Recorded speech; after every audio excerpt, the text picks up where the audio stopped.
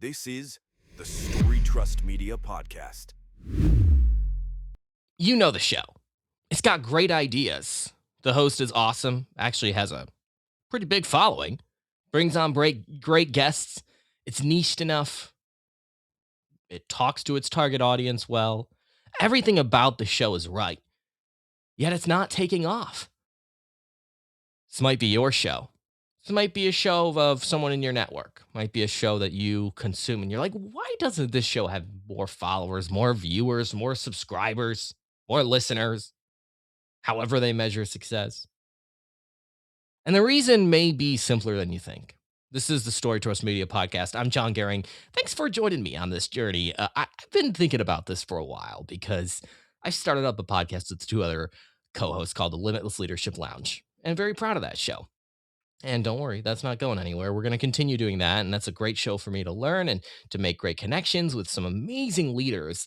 And of course, hopefully bring good content to our audience about leadership because it's such an important topic. And, we're missing good leadership skills. So I'm really proud of that show and I'm going to continue that show. But as Story Trust Media started up, I thought, how best can we share valuable tips with our audience?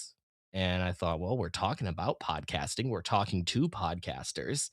Why not start a podcast and not just tell our audience about the power of podcasting, but show our audience the content creation engine that podcasting can be. So that's what we're doing here with the Story Trust Media Podcast. The inaugural episode as we kick off 2025. So I was talking about that show. You might be familiar with that show, or that might even be your show. You're like, geez, everything is perfect. Why isn't it taking off? It's a great question. And I'll tell you, if I knew the full answer to this, if I understood all the algorithms, if I could get a show from 0 to 1 million subscribers in the first week, well, I would be doing pretty well for myself, right? And I probably wouldn't have time to be doing this show because I'd be talking with a lot of people if I cracked the code. The truth is nobody's cracked the code, right? And shows take time to develop, to grow audiences. And that is just a reality that we have to deal with. Too often podcasters come to me wanting to start their show and wanting it to grow exponentially immediately, and they get frustrated when it doesn't. That's the number one thing that keeps me up at night. I'm not going to lie. Is how do we grow these good shows that we're confident in the content? How do we bring them to the next level more quickly? Well, one of the things that I see missing in a lot of these shows is not the quality of content. It's not the guests that they bring on or the fact that it's too wide or too narrow of a target audience or the hosts themselves. They don't need to necessarily buy more equipment. The one thing that I see often hold podcasters back is simply quality, overall production quality. And I'm not talking about buying a new 8K camera or a new $500 microphone. I'm talking about simple things, simple little editing things, having an intro, having an outro, sounding more professional, looking more professional, maybe having some branded clothing. These are the things that take your podcast to the next level once all of the basics are in place.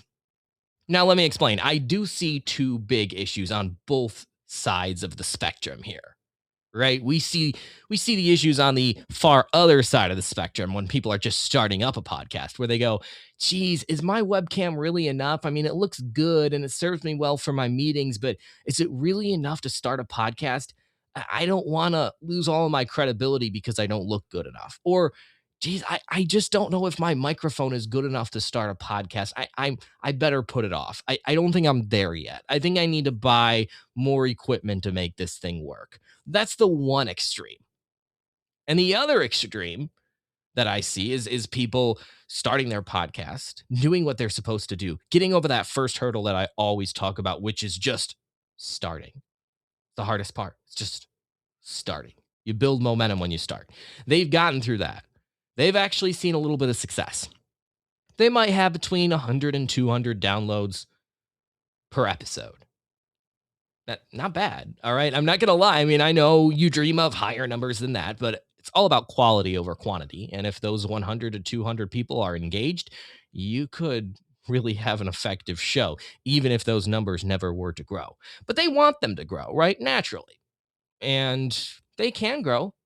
That's not your ceiling. 100 to 200 downloads per episode is not your ceiling, but they're frustrated. Why doesn't this grow? Why can't this grow? I'm doing all the right things, right? It should just naturally grow. That's not always the case. And one thing that's missing is they forget about production quality altogether. Production quality is important. It's just not necessary to start. So where's the best middle ground that I try to direct people to? Why is your podcast, not getting off the ground? Because you won't start it. Because you won't start it without having all the right equipment in place. That's the one extreme. Then the other extreme being, why is your podcast not growing? Why is your podcast not appearing professional to outside people? Well, because you won't invest in it. Because you won't improve its quality. You'll just continue to record the same old stuff over and over again and not make any quality improvements to it. So there's a middle ground in here. What I suggest as a new podcaster is you start. If you're in that, I haven't even started yet because I'm overwhelmed. I just don't know what I need to start. Most likely, you don't need anything more than you already have. Most likely that's the case. So start, get it going. Don't expect much, and that's okay. You're putting in the reps. You're getting your name out there. If you can get to 10 episodes, you're already ahead of half of podcasters in the entire world. That's a true statement. But why won't it grow? Why won't I get it from 100 to 200 to 1,000 to 2,000? Well, there's multiple reasons, but one common thread that I see throughout all the shows that I work with is that your quality just isn't there. Let me run down 3 quality pieces in particular that I see podcasters ignore. Number 1, it's your handshake. It's your intro. It's so important. People who just come on and start, say, hi, I'm Jon Goehring. This is the Story Trust Media podcast. The quality suffers and the professionalism suffers without even noticing. If you polled 1,000 people who are given your show and said, hey, do you want to listen to this? Do you want to watch this content? None of them are going to say no because it doesn't have an intro. This isn't a conscious thing that you can ask people about. What does my show need to be taken to the next level? They're not going to say, well, it really needs an intro to look more professional, because if you look more professional, I would trust you more. And if I trusted you more, I would think that you were more worth hearing, right? Or watching. That's not how our minds work. Our minds don't work understanding exactly why we do take every action that we take. And this especially refers to content creation. Our minds don't understand why we scroll past something without even stopping, and why we stop on the things that we stop at. We don't understand. If we did, it would be easier.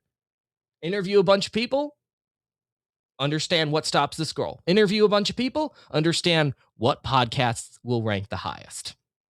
But it's not that simple. However, deep down, we equate trust with professionalism, and we equate professionalism with what we see professional podcasts doing. What do we see them doing? An intro. That's the number one thing. Maybe a trailer before the intro. It's still all a form of some sort of intro, right? So important.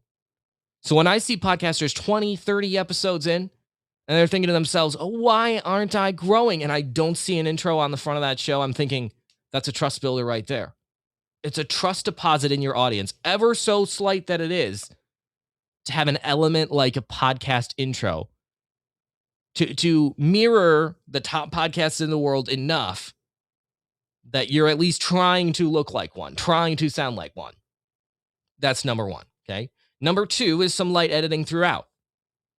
When I see hold on a second, oh, my dog just barked in the back. Okay, well, it's cool to have some of that natural, free-flowing conversation in there, right?